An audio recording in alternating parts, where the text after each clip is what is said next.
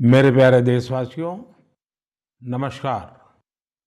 2024 का ये पहला मन की बात का कार्यक्रम है। अमृतकाल में एक नई उमंग है, नई तरंग है। 2 दिन पहले हम सभी देशवासियों ने 75वां गणतंत्र दिवस बहुत धूमधाम से मनाया है। इस साल हमारे संविधान के भी 75 वर्ष हो रहे हैं और सुप्रीम कोर्ट के भी 75 वर्ष हो रहे हैं। हमारे लोकतंत्र के ये पर्व मदर ऑफ डेमोक्रेसी के रूप में भारत को और सशक्त बनाते हैं। भारत का संविधान इतने गहन मंथन के बाद बना है कि उसे जीवंत दस्तावेज कहा जाता है। इसी संविधान की मूल प्रति के 3रे अध्याय में भारत के नागरिकों के मूलभूत अधिकारों का वर्णन किया गया है। और ये बहुत दिलचस्प है कि 3रे अध्याय के प्रारंभ में हमारे संविधान निर्माताओं ने भगवान राम, माता सीता और लक्ष्मण जी के चित्रों को स्थान दिया था। प्रभु राम का शासन हमारे संविधान निर्माताओं के लिए भी प्रेरणा का स्रोत था और इसलिए 22 जनवरी को अयोध्या में मैंने देव से देश की बात की थी, राम से राष्ट्र की बात की थी। साथियों, अयोध्या में प्राण प्रतिष्ठा के अवसर ने देश के करोड़ों लोगों को मानो एक सूत्र में बांध दिया है।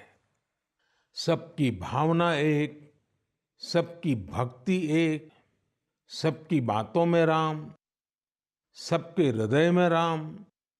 देश के अनेकों लोगों ने इस दौरान राम भजन गाकर उन्हें श्री राम के चरणों में समर्पित किया। 22 जनवरी की शाम को पूरे देश ने राम ज्योति जलाई, दिवाली मनाई। इस दौरान देश ने सामूहिकता की शक्ति देखी, जो विकसित भारत के हमारे संकल्पों का भी बहुत बड़ा आधार है। मैंने देश के लोगों से आग्रह किया था कि मकर संक्रांति से 22 जनवरी तक स्वच्छता का अभियान चलाया जाए। मुझे अच्छा लगा कि लाखों लोगों ने श्रद्धाभाव से जुड़कर अपने क्षेत्र के धार्मिक स्थलों की साफ सफाई की। मुझे कितने ही लोगों ने इससे जुड़ी तस्वीरें भेजी हैं, वीडियो भेजे हैं। ये भावना रुकनी नहीं चाहिए, ये अभियान रुकना नहीं चाहिए। सामूहिकता की यही शक्ति हमारे देश को सफलता की नई ऊंचाई पर पहुंचाएगी। मेरे प्यारे देशवासियों, इस बार 26 जनवरी की परेड बहुत ही अद्भुत रही, लेकिन सबसे ज्यादा चर्चा परेड में विमेन पावर को देखकर हुई। जब कर्तव्य पथ पर केंद्रीय सुरक्षा बलों और दिल्ली पुलिस की महिला टुकड़ियों ने कदमताल शुरू किया तो सभी गर्व से भर उठे। महिला बैंड का मार्च देखकर, उनका जबरदस्त तालमेल देखकर देश विदेश में लोग झूम उठे। इस बार परेड में मार्च करने वाले 20 दस्तों में से 11 दस्ते महिलाओं के ही थे।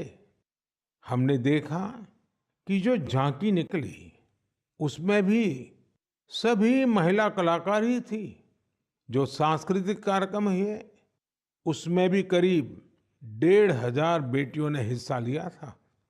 कई महिला कलाकार शंख, नादस्वरम और नागदा जैसे भारतीय संगीत वाद्य यंत्र बजा रही थी। डीआरडीओ ने जो झांकी निकाली, उसने भी सभी का ध्यान खींचा। उसमें दिखाया गया कि कैसे नारी शक्ति जल, थल, नभ, साइबर और स्पेस हर क्षेत्र में देश की सुरक्षा कर रही है। 21वीं सदी का भारत ऐसे ही विमेन लेड डेवलपमेंट के मंत्र के साथ आगे बढ़ रहा है। साथियों, आपने कुछ दिन पहले ही अर्जुन अवार्ड समारोह को भी देखा होगा। इसमें राष्ट्रपति भवन में देश के कई होनहार खिलाड़ियों और एथलीटों को सम्मानित किया गया है। यहाँ भी जिस एक बात ने लोगों का खूब ध्यान खींचा, वो थी अर्जुन पुरस्कार पाने वाली बेटियां और उनकी लाइफ जर्नीज। इस बार 13 विमेन एथलीट्स को अर्जुन अवार्ड से सम्मानित किया गया है। इन विमेन एथलीट्स ने अनेकों बड़े टूर्नामेंटों में हिस्सा लिया और भारत का परचम लहराया। शारीरिक चुनौतियां, आर्थिक चुनौतियां इन साहसी और टैलेंटेड खिलाड़ियों के आगे टिक नहीं पाई। बदलते हुए भारत में हर क्षेत्र में हमारी बेटियां, देश की महिलाएं कमाल करके दिखा रही है। एक और क्षेत्र है जहां महिलाओं ने अपना परचम लहराया है, वो है सेल्फ हेल्प ग्रुप। आज विमेन सेल्फ हेल्प ग्रुप्स की देश में संख्या भी बढ़ी है और उनके काम करने के दायरे का भी बहुत विस्तार हुआ है। वो दिन दूर नहीं जब आपको गांव-गांव में, खेतों में नमो ड्रोन दीदियां ड्रोन के माध्यम से खेती में मदद करती हुई दिखाई देगी। मुझे यूपी के बहराइच में स्थानीय चीजों के उपयोग से बायो फर्टिलाइजर और बायो पेस्टिसाइड तैयार करने वाली महिलाओं के बारे में पता चला। सेल्फ हेल्प ग्रुप से जुड़ी निबिया बेगमपुर गांव की महिलाएं गाय के गोबर, नीम की पत्तियां और कई तरह के औषधीय पौधों को मिलाकर बायो फर्टिलाइजर तैयार करती हैं। इसी तरह ये महिलाएं अदरक, लहसुन, प्याज और मिर्च का पेस्ट बनाकर ऑर्गेनिक पेस्टिसाइड भी तैयार करती हैं। इन महिलाओं ने मिलकर उन्नति जैविक इकाई नाम का एक संगठन बनाया है। ये संगठन बायो प्रोडक्ट्स को तैयार करने में इन महिलाओं की मदद करता है। इनके द्वारा बनाए गए बायो फर्टिलाइजर और बायो पेस्टिसाइड्स की मांग भी लगातार बढ़ रही है। आज आसपास के गांवों के 6000 से ज्यादा किसान इनसे बायो प्रोडक्ट खरीद रहे हैं। इससे सेल्फ हेल्प ग्रुप से जुड़ी इन महिलाओं की आय बढ़ी है और उनकी आर्थिक स्थिति भी बेहतर हुई है। मेरे प्यारे देशवासियों, मन की बात में हम ऐसे देशवासियों के प्रयासों को सामने लाते हैं जो निस्वार्थ भावना के साथ समाज को, देश को सशक्त करने का काम कर रहे हैं। ऐसे में 3 दिन पहले जब देश ने पद्म पुरस्कारों का ऐलान किया है, तो मन की बात में ऐसे लोगों की चर्चा स्वाभाविक है। इस बार भी ऐसे अनेकों देशवासियों को पद्म सम्मान दिया गया है, जिन्होंने जमीन से जुड़कर समाज में बड़े-बड़े बदलाव लाने का काम किया है। इन इंस्पायरिंग लोगों की जीवन यात्रा के बारे में जानने को लेकर देश भर में बहुत उत्सुकता दिखी है। मीडिया की हेडलाइन से दूर, अखबारों के फ्रंट पेज से दूर, ये लोग बिना किसी लाइमलाइट के समाज सेवा में जुटे थे। हमें इन लोगों के बारे में पहले शायद ही कुछ देखने सुनने को मिला है, लेकिन अब मुझे खुशी है कि पद्म सम्मान घोषित होने के बाद ऐसे लोगों की हर तरफ चर्चा हो रही है। लोग उनके बारे में ज्यादा से ज्यादा जानने के लिए उत्सुक है। पद्म पुरस्कार पाने वाले ये अधिकतर लोग अपने अपने क्षेत्र में काफी अनूठे काम कर रहे हैं। जैसे कोई एम्बुलेंस सर्विस मुहैया करवा रहा है, तो कोई बेसहारों के लिए सिर पर छत का इंतजाम कर रहा है। कुछ ऐसे भी हैं जो हजारों पेड़ लगाकर प्रकृति संरक्षण के प्रयासों में जुटे हैं। एक ऐसे भी हैं जिन्होंने चावल की 650 से अधिक किस्मों के संरक्षण का काम किया है। एक ऐसे भी हैं जो ड्रग्स और शराब की लत की रोकथाम के लिए समाज में जागरूकता फैला रहे हैं। कई लोग तो सेल्फ हेल्प ग्रुप, विशेषकर नारी शक्ति के अभियान से लोगों को जोड़ने में जुटे हैं। देशवासियों में इस बात को लेकर भी बहुत प्रसन्नता है कि सम्मान पाने वालों में 30 महिलाएं हैं। ये महिलाएं जमीनी स्तर पर अपने कार्यों से समाज और देश को आगे ले जा रही हैं। साथियों, पद्म सम्मान पाने वालों में हर किसी का योगदान देशवासियों को प्रेरित करने वाला है।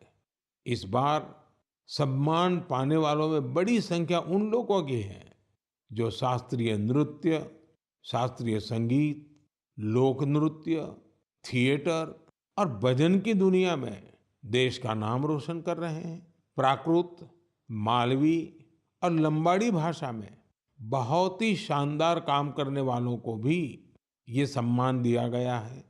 विदेश के भी कई लोगों को पद्म पुरस्कार से सम्मानित किया गया है, जिनके कार्यों से भारतीय संस्कृति और विरासत को नई ऊंचाई मिल रही है। इनमें फ्रांस, ताइवान, मैक्सिको और बांग्लादेश के नागरिक भी शामिल है। साथियों, मुझे इस बात की बहुत खुशी है कि पिछले एक दशक में पद्म सम्मान का सिस्टम पूरी तरह से बदल चुका है। अब ये पीपल्स पद्मा बन चुका है। पद्म सम्मान देने की व्यवस्था में कई बदलाव भी हुए हैं। अब इसमें लोगों के पास खुद को भी नॉमिनेट करने का मौका रहता है। यही वजह है कि इस बार 2014 की तुलना में 28 गुना ज्यादा नॉमिनेशंस प्राप्त हुए हैं। इससे पता चलता है कि पद्म सम्मान की प्रतिष्ठा, उसकी विश्वसनीयता, उसके प्रति सम्मान हर वर्ष बढ़ता जा रहा है। मैं पद्म सम्मान पाने वाले सभी लोगों को फिर अपनी शुभकामनाएं देता हूं।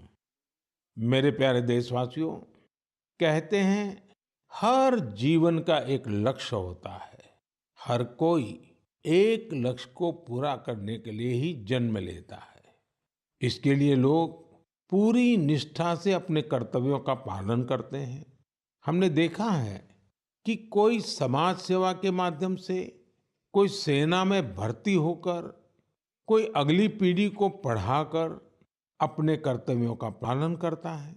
लेकिन साथियों, हमारे बीच ही कुछ लोग ऐसे भी होते हैं जो जीवन के अंत के बाद भी समाज जीवन के प्रति अपने दायित्वों को निभाते हैं, और इसके लिए उनका माध्यम होता है अंगदान।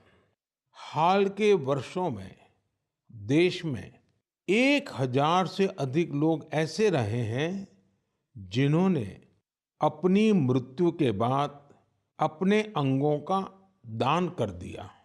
ये निर्णय आसान नहीं होता, लेकिन ये निर्णय कई जिंदगियों को बचाने वाला होता है।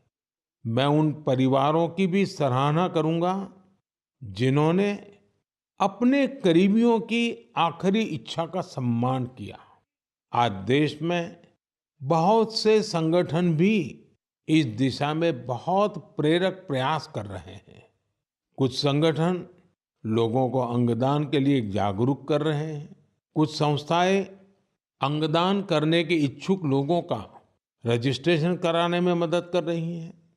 ऐसे प्रयासों से देश में ऑर्गन डोनेशन के प्रति सकारात्मक माहौल बन रहा है और लोगों की जिंदगियां भी बच रही है।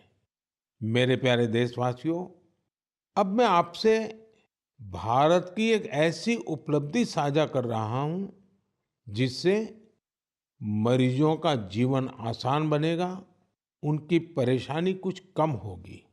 आप में से कई लोग होंगे जिन्हें इलाज के लिए आयुर्वेद, सिद्धा या यूनानी की चिकित्सा पद्धति से मदद मिलती है, लेकिन इनके मरीजों को तब समस्या होती है जब वो इसी पद्धति के किसी दूसरे डॉक्टर के पास जाते हैं।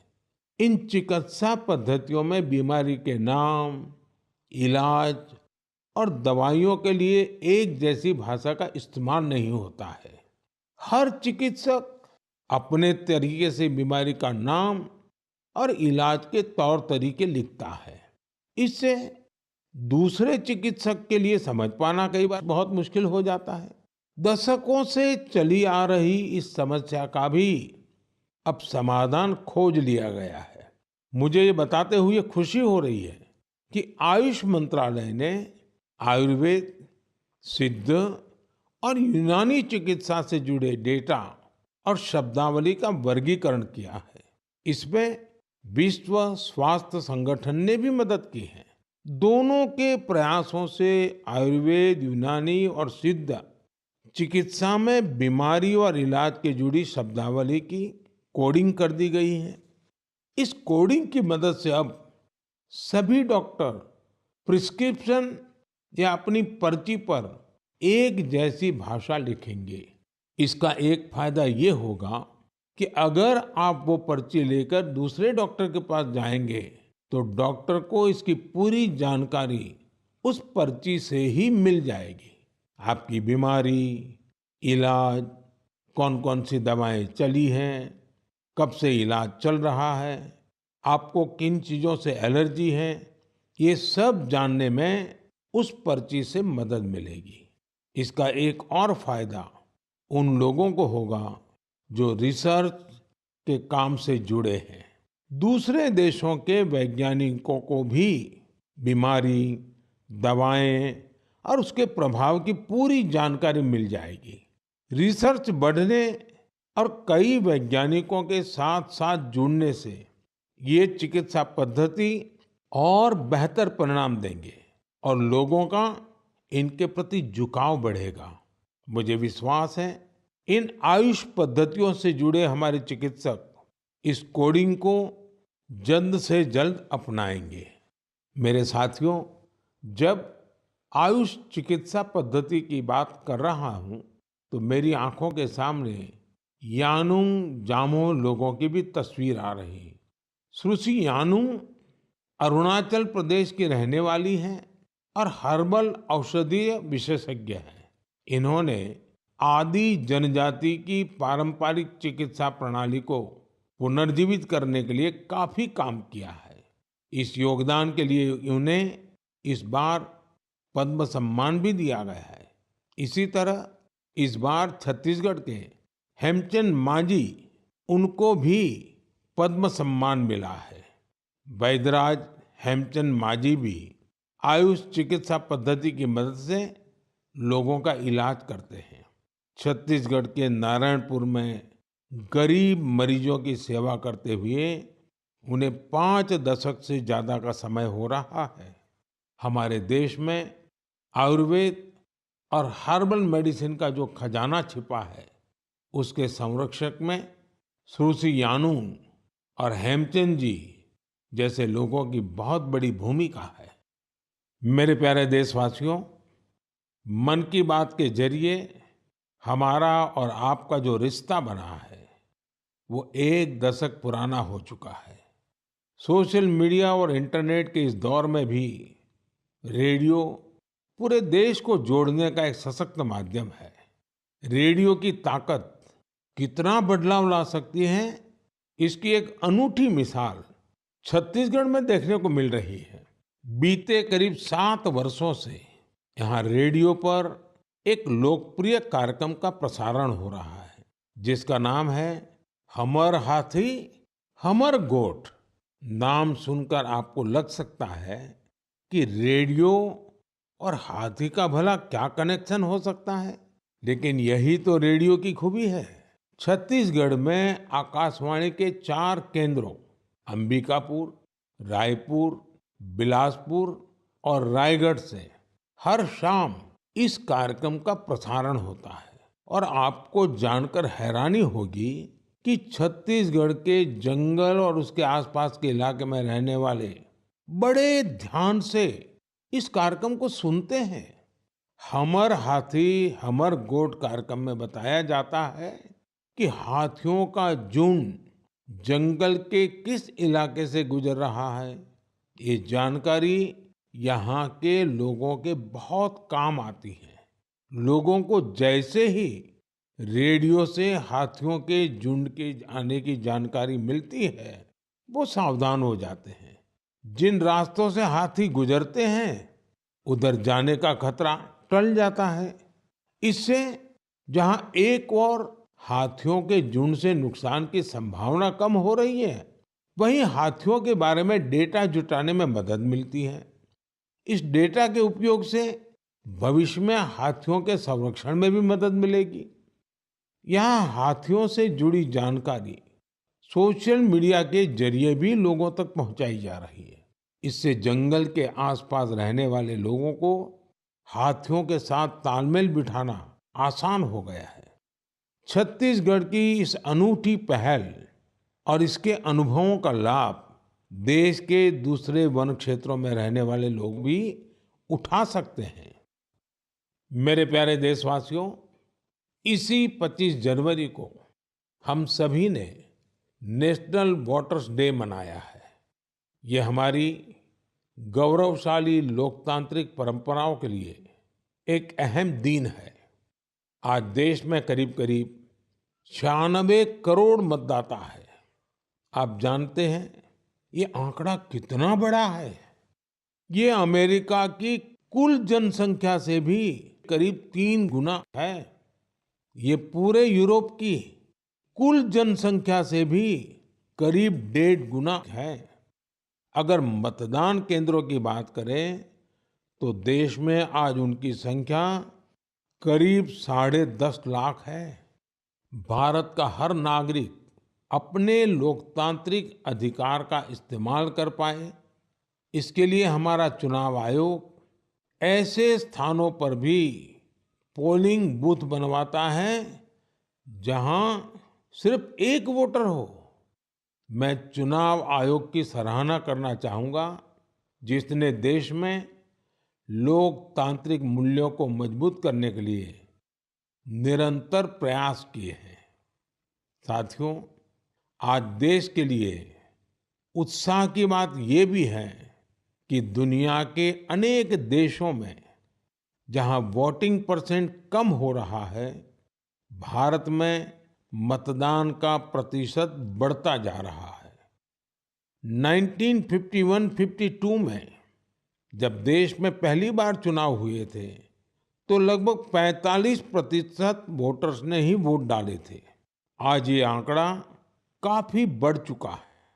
देश में न सिर्फ वोटरों की संख्या में वृद्धि हुई है, बल्कि टर्नआउट भी बढ़ा है। हमारे युवा वोटरों को रजिस्ट्रेशन के लिए ज्यादा मौके मिल सके, इसके लिए सरकार ने कानून में भी परिवर्तन किया है। मुझे ये देखकर भी अच्छा लगता है कि वोटर्स के बीच जागरूकता बढ़ाने के लिए सामुदायिक स्तर पर भी कई प्रयास हो रहे हैं। कहीं लोग घर घर जाकर वोटर्स को मतदान के बारे में बता रहे हैं, कहीं पेंटिंग बनाकर, कहीं नुक्कड़ नाटकों के जरिए युवाओं को आकर्षित किया जा रहा है। ऐसे हर प्रयास हमारे लोकतंत्र के उत्सव में अलग अलग रंग भर रहे हैं। मैं मन की बात के माध्यम से अपने फर्स्ट टाइम वोटर्स को कहूंगा कि वो वोटर लिस्ट में अपना नाम जरूर जुड़वाएं। नेशनल वोटर सर्विस पोर्टल और वोटर हेल्पलाइन ऐप के जरिए वो इसे आसानी से ऑनलाइन पूरा कर सकते हैं। आप ये हमेशा याद रखें कि आपका एक वोट देश का भाग्य बदल सकता है, देश का भाग्य बना सकता है। मेरे प्यारे देशवासियों, आज 28 जनवरी को भारत की दो ऐसी महान विभूतियों की जन्म जयंती भी होती है जिन्होंने अलग-अलग कालखंड में देशभक्ति की मिसाल कायम की है। आज देश पंजाब केसरी लाला लाजपत राय जी को श्रद्धांजलि दे रहा है। लाला जी स्वतंत्रता संग्राम के एक ऐसे सेनानी रहे जिन्होंने विदेशी शासन से मुक्ति दिलाने के लिए अपने प्राणों की आहुति दे दी। लाला जी के व्यक्तित्व को सिर्फ आजादी की लड़ाई तक सीमित नहीं किया जा सकता। वो बहुत दूरदर्शी थे। उन्होंने पंजाब नेशनल बैंक और कई अन्य संस्थाओं के निर्माण में अहम भूमिका निभाई थी। उनका उद्देश्य सिर्फ विदेशियों को देश से बाहर निकालना ही नहीं, बल्कि देश को आर्थिक मजबूती देने का विजन भी उनके चिंतन का अहम हिस्सा था। उनके विचारों और उनके बलिदान ने भगत सिंह को बहुत प्रभावित किया था। आज फील्ड मार्शल के.एम. करियप्पा जी को भी श्रद्धापूर्वक नमन करने का दिन है। उन्होंने इतिहास के महत्वपूर्ण दौर में हमारी सेना का नेतृत्व कर साहस और शौर्य की मिसाल कायम की थी। हमारी सेना को शक्तिशाली बनाने में उनका महत्वपूर्ण योगदान है। मेरे प्यारे देशवासियों, आज खेलों की दुनिया में भी भारत नित नई ऊंचाइयों को छू रहा है। स्पोर्ट्स की दुनिया में आगे बढ़ने के लिए जरूरी है कि खिलाड़ियों को ज्यादा से ज्यादा खेलने का मौका मिले और देश में भली भांति के स्पोर्ट्स टूर्नामेंट भी आयोजित हो। इसी सोच के साथ आज भारत में नए नए स्पोर्ट्स टूर्नामेंट्स आयोजित किए जा रहे हैं। कुछ दिन पहले ही चेन्नई में खेलो इंडिया यूथ गेम्स का उद्घाटन किया। इसमें देश के 5,000 से ज्यादा एथलीट्स हिस्सा ले रहे हैं। मुझे खुशी है कि आज भारत में लगातार ऐसे नए प्लेटफॉर्म तैयार हो रहे हैं जिनमें खिलाड़ियों को अपना सामर्थ्य दिखाने का मौका मिल रहा है।